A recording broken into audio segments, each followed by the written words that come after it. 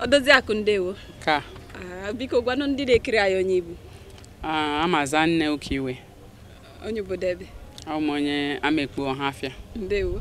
Ọ dịka na ajụjụ nke anyị nwere na-agba nke anyị na-akpọ ka nkwuche m n'ụbọchị nke tata. Ọ bụrụ na ịhụ nwoke na-agba n'ezi, ma ọ bụkwa na ọ bụrụ na nwoke gị na ya bi n'ụlọ na-agba n'ezi, ịhụkwa na ịchọpụtala na ụmụ nwaanyị dị otu aka ya na ha na-egodo ya bụ ihe. Kedu ụzọ ị nwere ike isi so nwoke ahụ na ndị enyi nwaanyị ahụ ka ha nwee ike nyere unu ohere?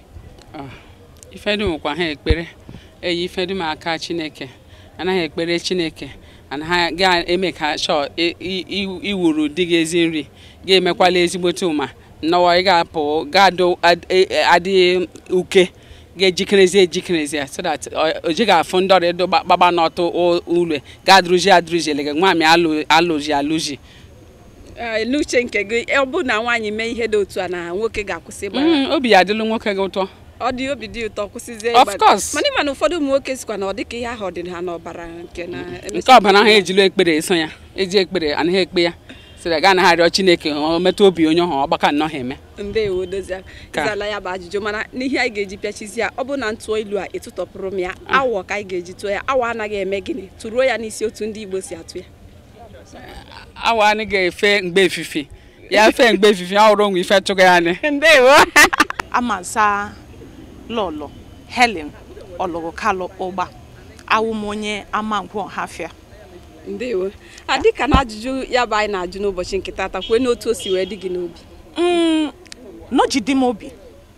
Wo onwoke arụ nsị enwego na eji agwa ya nri. Nwoke yara nwami biri, nwoke kweshi mara nne nwami ya dị. Nwami amana nne nwoke ya dị. Yo mana shi o Chineke nna me ya. O ji pa nsulu ọhụ alụrụ nwoke ọhụ. Nwogonye anyị banye n'ụlọ ha amaghị fa mba nje. Oke ele anya ya afọ ife dị ya mma ya shifon dị mma. Gị ga-enwe ama iletu ya anya gị fụ ife ọhụ dị gị shi dị ya na mma. Gị mara na o ji mụ onwe ya gị gwere nnọọ mụ onwego. So that ife ọhụ ọfụ eji ọ ba isakwa ụlọ ya ọfụ ya ụlọ. Ishikwalu ya amaghị shi dị gị afọ ife dị ya na mma eji gị shi ya na ga-eme onwego nnọọ.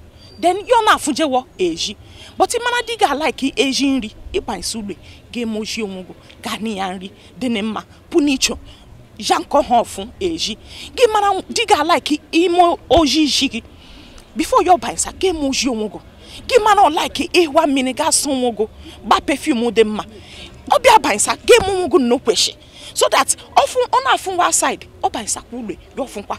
And then as a woman I need to move with the trend outside. You think she wouldn't know alolemdi because alolemdi ma by side kule mboro kana olu ma posa side enough. No, mwami kweshi bansa ga mara ife di nogo i bansa kule ge muji kule ge muge bansa you ahwa jua yoyi o bansule your name peace of mind ma get ya bonoy and the mwami di only di won agugishi nkonwa akpo the intelligence so that giri diga bona agori your name wants some ideas from you so that onega na we are and if na agori aside everything your name gain here from aside umuki fo gain from you umuke na wonsa ifoncho ahunwami onega na ile anya aside. Ndewo Dozie akụ ikwe na ya bụ okwu dịka o si dị gị n'obi mana tupu ya apịache ya ịbụ nwa afọ Igbo n'ihi na Igbo isoro gosiri Igbo onye ṅụrụ mmiri n'ala Igbo ọ bụghị onye ṅụrụ pure water.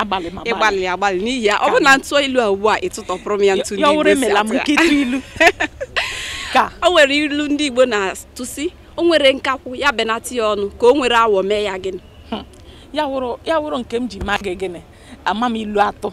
Ndewo Dozie ana ihe ntụzu ya bụ o nwere nkakwu belata ya ọnụ ka o nwere awọ zọkpọnata ya afọ.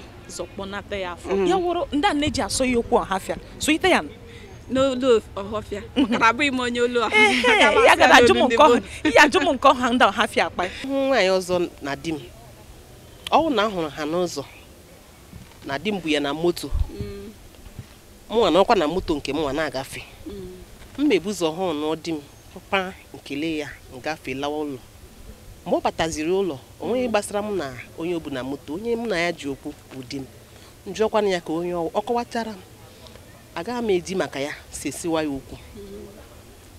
The best thing m ga-emewu mkpewe ekpere na-arịọ Chukwu because nke ahụ nke m hụrụ what of ndị m na-ahụ.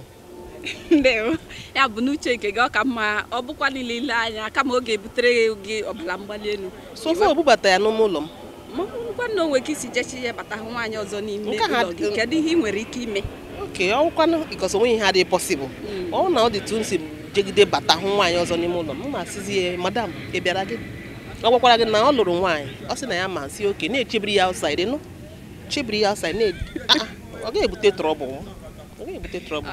ha ka mma ka anya gị ghara ịhụ ya maka ihe onye na-ama anaghị egbu ya yes o ndewo ka bụ odozi ahụ kwuru uche nke ya ma biko dịka nwa afọ Igbo ọ bụ na ntụọ ilu a etu tọpụrụ m ya otu esi na-atụ ya ngwere si n'elu ọjị daa mee gịnị ka etu tọpụrụ ya n'olu ndị Ọhafịa ama m ya aga m atụ achị na ntụtọpụ ya bụ ilu a na-asị na ngwere si n'elu ọjị daa si ọ bụ na onwe ya onye toro ya eto onwe ya maka na onwe ya onye si n'elu ọjị jiri gwa tụọ ya jiri apụta n'ọnụ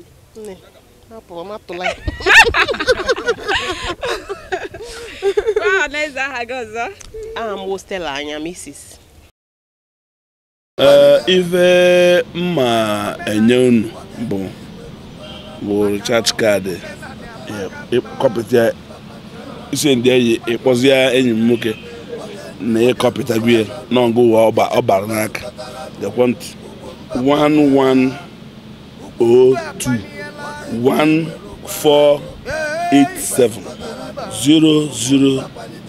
0004 ịkọpị gị ihe akaụntụ nọmba m zemere ego na ị nwere biko ya etinye n'ebe na ọ bụ recharge card biko nwanne m ekene dị ego ebe anyị tiri m obere ego onye ọbụla ị wetara ọ dị mma Chukwu gọzie gị